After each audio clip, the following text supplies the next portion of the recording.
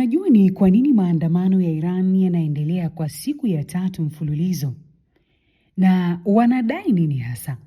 Hebu fuatilia makala hii hapa kutoka TriGen Media. Maandamano yanayoendelea nchini Iran ni mwendelezo wa wimbi la hasira ya raia dhidi ya serikali, yakichochewa na masuala ya kijamii, kiuchumi na kisiasa.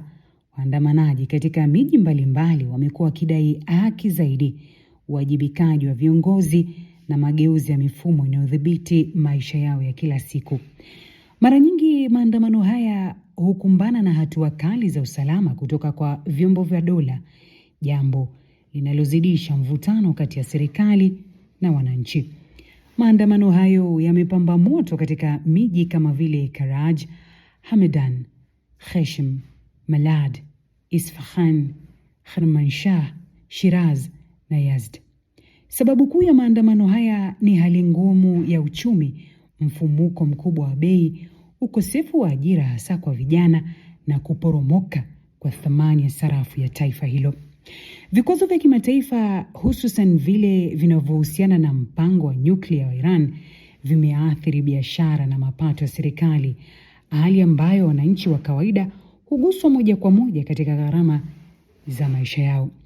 Sababu nyingine muhimu ni madai ya ukosefu wa uhuru wa kisiasa na kijamii. Wananchi walio wengi wanalalamikia vizuizi vya uhuru wa kujieleza, uhuru wa vyombo vya habari na ushiriki wa kisiasa. Masuala ya haki za wanawake, utekelezaji wa kanuni kali za maadili na nafasi ya vijana katika jamii yamekuwa vichocheo vikubwa vya hasira kwa umma. Pia kuna malalamiko juu ya rushwa na ukosefu wa uwazi katika taasisi za serikali. Waandamanaji wanadai kuwa rasilimali za taifa zinatumika vibaya au kuelekezwa kwenye miradi ya nje badala ya kuboresha huduma za msingi kama afya, elimu na ajira. Hali hii imeongeza hisia za kutengwa na kutokuaminiana kati ya wananchi na watawala pamoja na serikali kwa ujumla. Kwa ufupi tu, historia ya utawala wa Iran kwa muda mrefu ilikuwa mfumo wa kifalme chini ya Shah hadi mapinduzi ya Kiislamu ya mwaka 1979. Mapinduzi hayo yaliongozwa na Ayatollah Ruhollah Khamenei na yaliangusha utawala wa kifalme, yakaanzisha Jamhuri ya Kiislamu yenye misingi ya kidini ya Kishia.